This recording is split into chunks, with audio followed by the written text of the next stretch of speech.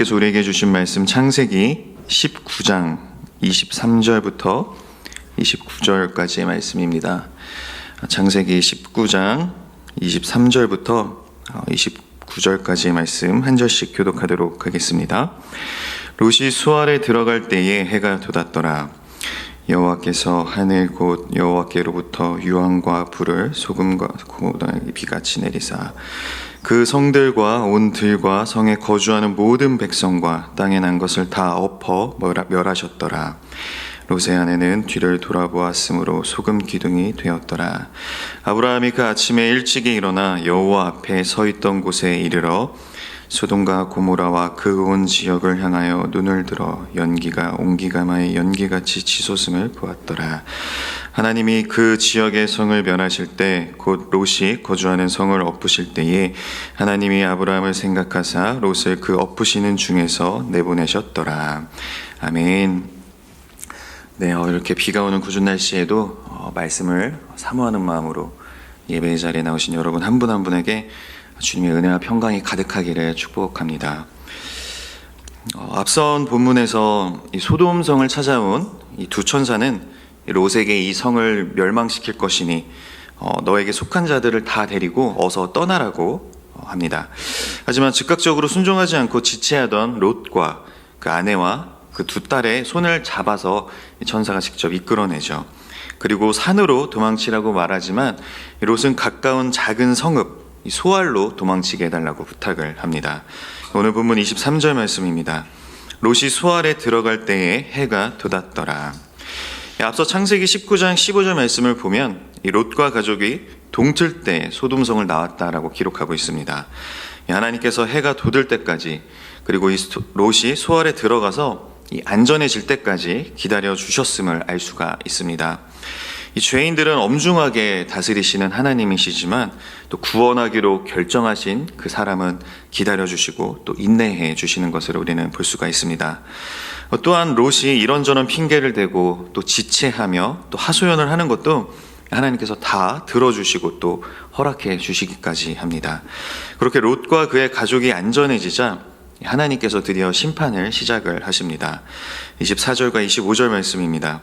여호와께서 하늘 곧 여호와께로부터 유황과 불을 소돔과 고모라에 비같이 내리사 그 성들과 온 들과 성에 거주하는 모든 백성과 땅에 난 것을 다 엎어 멸하셨더라. 성경은 우리에게 분명하게 말씀을 하고 있습니다. 유황과 불을 소돔과 고모라 땅에 내리신 이 비같이 내리신 분이 바로 하나님이시라는 것을 말이죠. 이게 결코 우연히 일어난 자연 현상이 아니라 하나님께서 초자연적으로 역사하신 그 기적이라는 것을 우리에게 분명히 말씀을 합니다. 특이한 것은 유황과 불이 비같이 내렸다라는 것입니다. 이 비같이 내린 심판이라는 점에서 이 홍수 심판이 연상이 되는데요. 이 홍수 심판에서 노아의 가족만 구원을 받았던 것처럼 이 소돔과 고모라의 심판에서도 이 롯의 가족만 구원을 받게 됩니다. 이 홍수 심판이 전 지구적으로 이루어진 심판인 반면에 이 소돔과 고모라는 이렇게 국지적으로 이루어져 규모의 차이가 있지만 이 홍수 심판이 철저하게 모든 것을 다 멸절시켰던 것처럼 이 소돔과 고모라의 심판 역시 25절에서 기록하고 있는 것처럼 철저하게 이루어졌음을 알 수가 있습니다.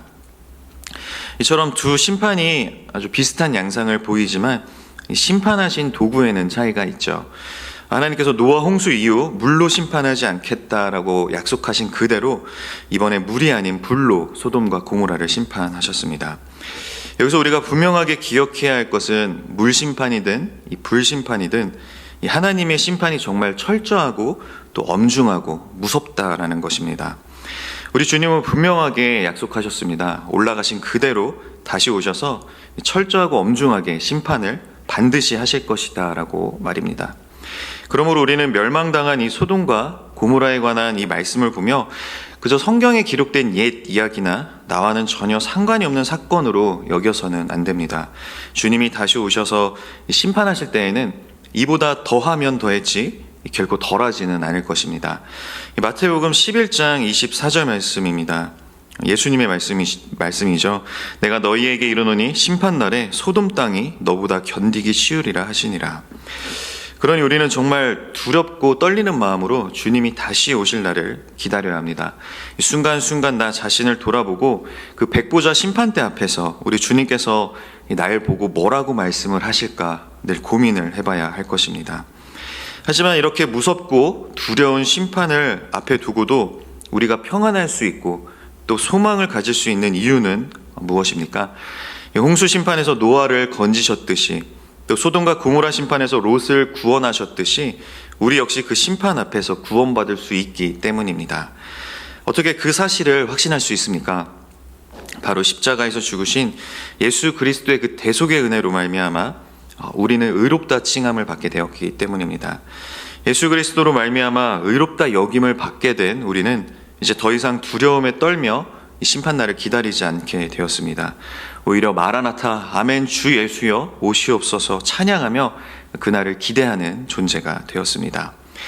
베드로후서 2장 6절입니다. 소돔과 고모라 성을 멸망하기로 정하여 죄가 되게 하사 후세에 경건하지 아니할 자들에게 본을 삼으셨으며, 이 소돔과 고모라의 멸망을 통해 하나님께서 반드시 심판하시는 분이라는 그 사실을 기억하시고, 나는 지금 하나님 앞에 부끄럽지 않은 그런 경건한 모습으로 잘 살아가고 있는지를 돌이켜 보시기를 바랍니다. 그리고 그 두려움 가운데 하나님께서는 신실한 믿음으로 하나님 앞에 온전히 서 있는 그 하나님의 백성은 반드시 구원하시고 또 건지신다는 것을 기억하는 그런 소망의 은혜가 있으시기를 바랍니다. 한 가지 짚고 넘어갈 것은 하나님께서 이 죄악을 저지른 인간만 멸절하시는 것이 아니라 25절에 기록되어 있는 것처럼 땅에 난 것은 다 엎어 멸하셨다라는 것입니다.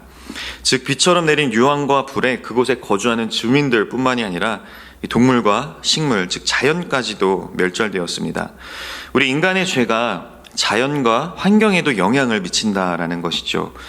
아담이 선악과를 먹은 최초의 죄 역시 이 자연과 환경에 영향을 미쳤습니다. 창세기 3장 17절 말씀입니다. 아담에게 이르시되 내가 내 아내의 말을 듣고 내가 내게 먹지 말라 한 나무의 열매를 먹었은즉 땅은 너로 말미암아 저주를 받고 너는 내 평생에 수고하여야 그 소산을 먹으리라. 아담의 죄로 인해서 땅이 저주를 받게 되었습니다. 이것이 의미하는 것이 무엇입니까? 나의 죄로 인해서 내가 머무는 곳, 내 삶의 터전이 저주를 받을 수 있다라는 것입니다.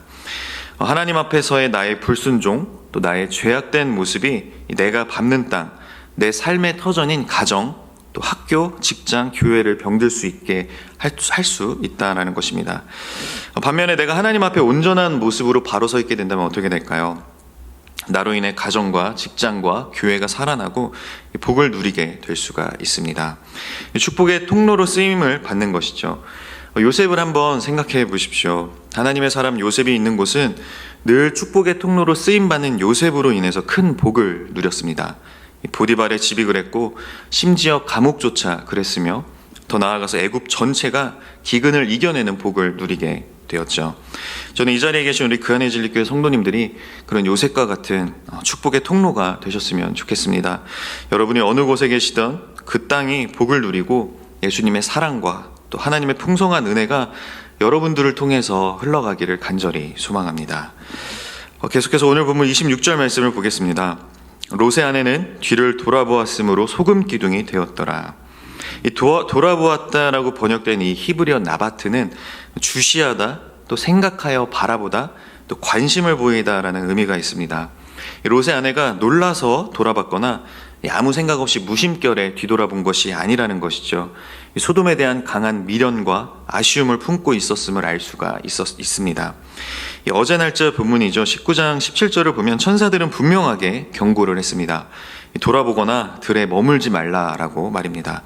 그럼에도 불구하고 롯의 아내가 뒤를 돌아보고 소금 기둥이 되었다라는 것은 그 경고의 말씀을 아주 가볍게 여겼다는 것을 알 수 있습니다. 이 경고를 무시하고 뒤돌아본 것을 보면 롯의 아내는 소돔과 고모라의 이 말, 그 하나님의 심판까지도 온전하게 믿지 못하고 또 의심했던 것 같습니다. 우리도 그럴 때가 있죠.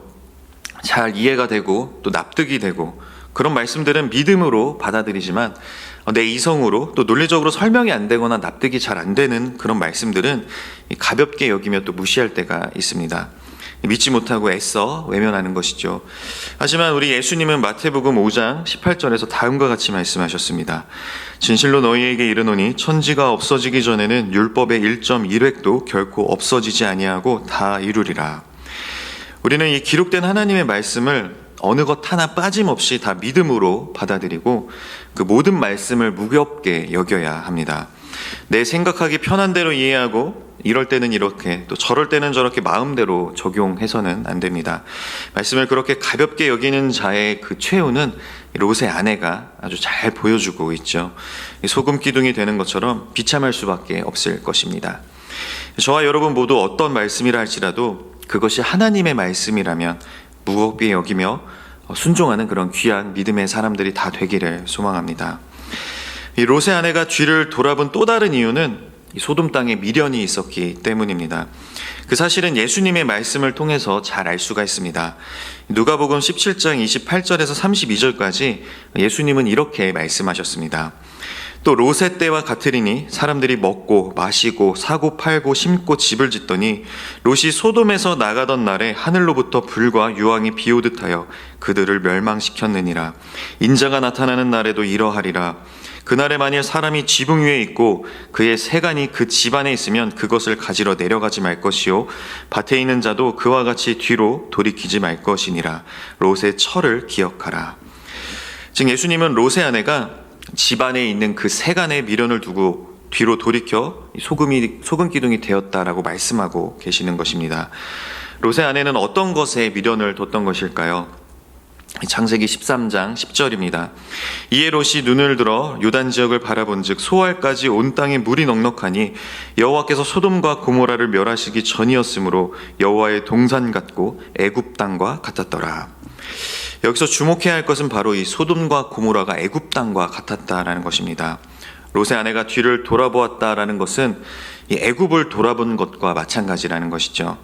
이 출애굽한 이스라엘 백성들이 애굽으로 다시 돌아가기를 원하고 그 애굽을 동경했다가 어떻게 되었습니까?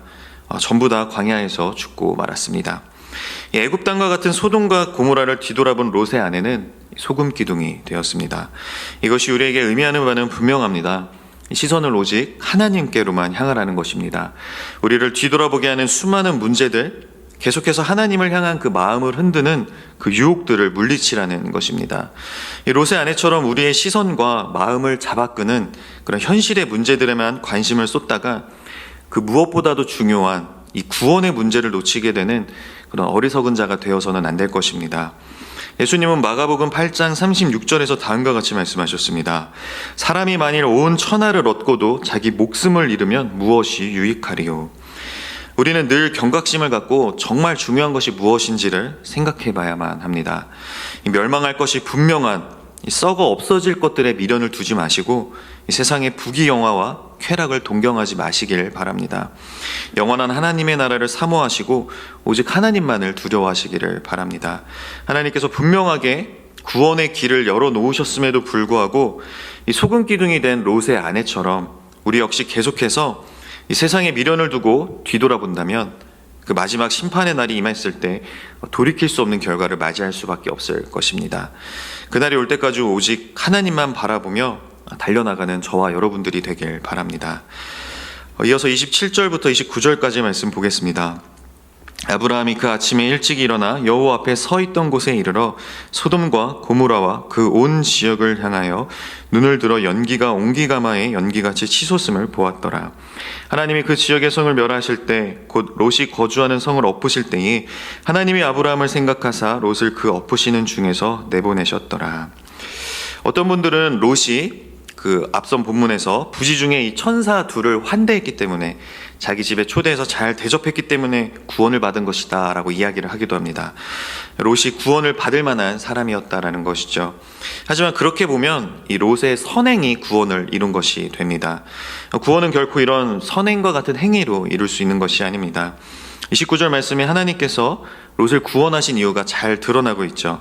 하나님께서 아브라함을 생각하셔서 즉 아브라함의 간절한 기도를 들으시고 롯에게 은혜를 베풀어 주신 것입니다. 결국 구원은 전적으로 하나님의 은혜의 선물이라는 것이죠. 하나님께서 롯과 그의 가족을 구원하기로 하신 것은 오직 하나님의 손에 달려있는 하나님의 주권입니다. 우리는 결코 우리의 어떤 행위, 또 자격, 이런 성품 같은 걸로 구원을 이룰 수가 없습니다. 그렇다면 어떻게 구원을 이룰 수가 있습니까? 이 롯은 이 아브라함이라는 중재자가 있었기 때문에 구원을 받을 수 있었습니다. 우리에게도 그런 중재자가 있으시죠. 바로 예수 그리스도입니다. 우리 그리스도인들은 우리의 죄 문제를 대신 해결해 주신 그 예수님의 공로로 구원을 받게 되었습니다. 하나님께서 열어주신 구원의 길을 예수 그리스도의 보혈에 의지하여 걸어가고 있는 것이죠. 뒤돌아보지 않고 말입니다. 그 길을 우리만 걸어갈 것이 아니라 아직 예수님을 모르는 주변의 소중한 이들과 함께 걸어가기를 원합니다. 이 아브라함의 중보 기도에 하나님이 응답하셔서 롯을 구원해 주셨던 것처럼 그 영혼들을 위한 우리의 중보 기도에도 하나님께서 반드시 응답해 주실 것입니다. 우리의 간절한 간청을 하나님께서는 결코 외면하지 않으실 것입니다. 이 새벽 우리 함께 기도할 때 그 소중한 이들을 위해서 함께 중보 기도하면 좋겠습니다. 하나님 그들을 기억하여 주시고 은혜를 베풀어 주시고 구원의 길을 열어 주시옵소서. 이 소돔과 고모라 같은 세상 속에서 건져내 주시고 그 심판 날에 환난을 피하게 하여 주시옵소서. 그렇게 아직 주님을 모르고 소돔과 고모라 땅에 살고 있는 그 소중한 이를 위해서 이 새벽 함께 기도하면 좋겠습니다. 이 시간 제가 기도하고 마치겠습니다. 은혜가 풍성하신 하나님, 이 새벽 저희들이 말씀 앞에서 저희들의 삶을 돌아보게 하시니 감사합니다. 저희들의 모습 가운데 하나님 앞에서 온전하지 못했던 모습들이 있다면 이 시간 회개하오니 용서하여 주옵소서. 반드시 이 말 그 하나님의 그 심판을 두려워하며 더욱 경건하게 살아가는 저희들이 되게 하여 주시옵소서. 그 두렵고 떨린 가운데 구원의 확신과 소망을 갖고 살아가길 원합니다. 오직 하나님 한 분만을 바라보며 살아가게 하시고 결코 뒤돌아보지 않도록 저희들을 붙들어 주옵소서. 롯을 위한 아브라함의 중보 기도에 귀 기울여 주셨던 것처럼 저희들의 중보 기도에도 귀 기울여 주옵소서. 소중한 영혼을 위한 간절한 저희들의 기도에 응답하여 주시고 그들과 함께 구원의 감격을 누리게 하여 주시옵소서. 오늘 하루도 온전히 하나님께 맡겨드립니다. 저희 모두가 어디에서 무엇을 하든지 주님의 이름을 높여드리고 영광 올려드리게 하옵소서. 예수님의 이름으로 축복하며 기도하옵나이다. 아멘.